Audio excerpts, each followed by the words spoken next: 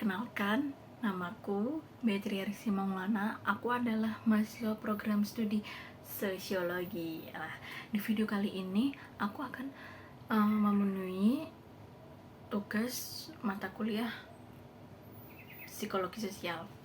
Nah, aku akan mengajak teman-teman semuanya untuk merefleksikan sebuah pertanyaan yang mungkin sering lewat di lintas pikiran kita gitu ya, yaitu aku tahu diriku, apakah aku menghargai diriku. Nah, di tema kali ini alasan aku memilih tema self concept dan self esteem adalah karena kita sebagai mahasiswa itu kan sering terjebak dalam krisis identitas, terus rasa insecure, terus atau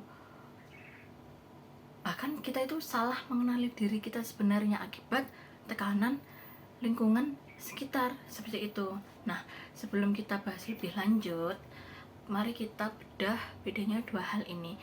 Banyak orang berpikir bahwa self concept dan self esteem itu sama, padahal dua hal yang berbeda sekali. Seperti itu. Nah, yang pertama adalah self concept. Nah, self concept itu adalah jawaban dari pertanyaan siapakah aku, seperti itu. Jadi self concept itu pengetahuan atau gambaran deskripsi tentang diri kita. Contohnya, aku adalah mahasiswa program studi sosiologi dan MBTI ku adalah ENFP dan aku suka mendengarkan musik. Nah, contoh-contoh yang baru saya sebutkan tadi itu adalah fakta-fakta tentang diri kita sendiri, seperti itu. Sedangkan self esteem itu adalah bagaimana kita menilai dan menghargai diri sendiri, berdasarkan konsep diri tadi.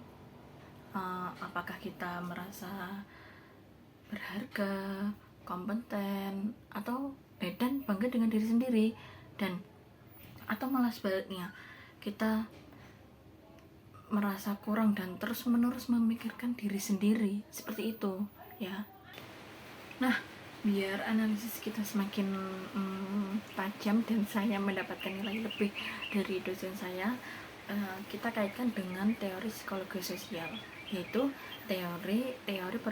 teori perbandingan sosial atau social comparison theory yang dicetuskan oleh Leon Festinger. Jadi si Leon ini mengatakan bahwa manusia itu sebenarnya mempunyai dorongan untuk menilai kemampuan dan opini mereka itu dengan cara membandingkan dirinya dengan orang lain, seperti itu. Nah, selain itu ada juga konsep looking glass self dari Carles Hartan Kali, mungkin seperti itu ya. Jadi si Kali ini menjelaskan bahwa konsep diri kita itu sebenarnya dibentuk oleh bayangan tentang bagaimana orang lain melihat kita, dan kita itu melihat respon orang lain untuk menciptakan siapa sih diri kita sebenarnya, seperti itu ya. Nah, penjelasan selanjutnya adalah contoh kasus. Kita ambil contoh di kehidupan sehari-hari ya. Nah, kita ini kan hidup sebagai mahasiswa. Pernah nggak sih waktu kita lagi asik rebahan gitu, kita kan pasti buka sosial media ya, contohnya kayak Instagram gitu. Nah, kita lihat postingan si A ini kayak aktif di organisasi, sering upload karya-karya si A, terus dapat beasiswa, dan bahkan ketika si A ini berpakaian itu mesti kelihatan keren dan estetik gitu. Secara tidak sadar kita itu kan pasti jempol kita itu kan pasti scroll lebih dalam gitu ya.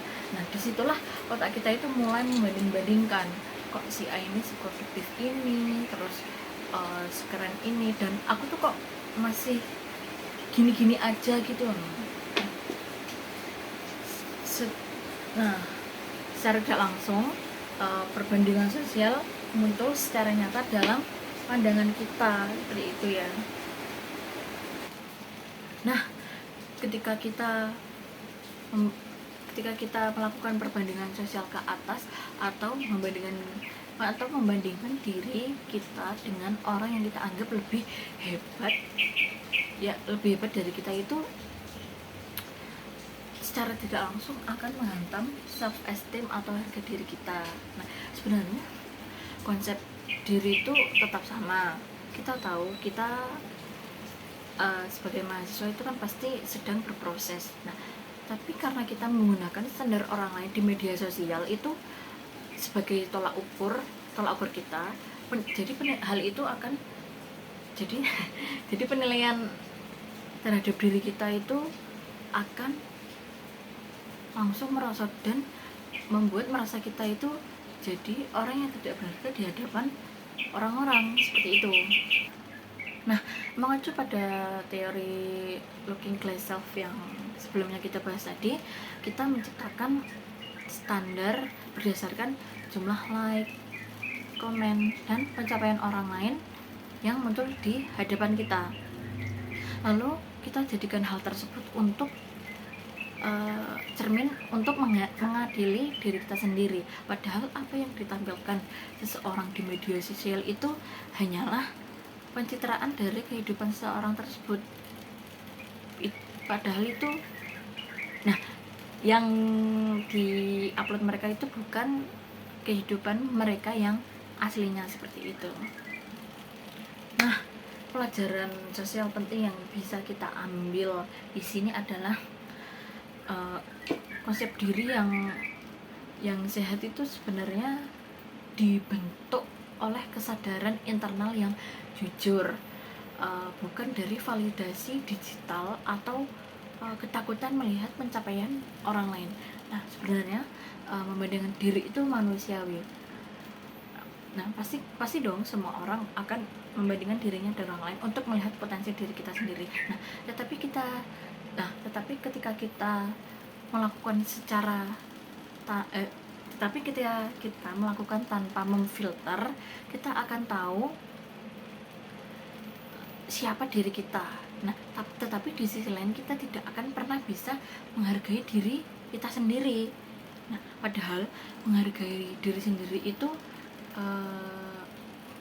jadi padahal menerima diri itu berarti menerima setiap proses orang lain itu jalurnya berbeda-beda.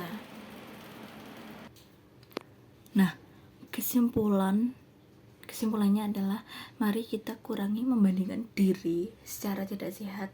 Mari kita kenali potensi diri kita sendiri, sayangi proses kita. Jadi setelah menonton video saya ini, coba deh tanyakan lagi lebih dalam ke dalam diri kita, apakah aku itu sudah mengenali diriku, dan apakah aku itu sudah menghargai diriku sendiri.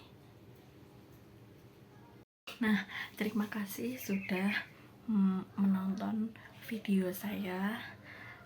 Semoga video yang saya jelaskan ini bermanfaat untuk semua orang. Kurang lebihnya mohon maaf. Wassalamualaikum warahmatullahi wabarakatuh.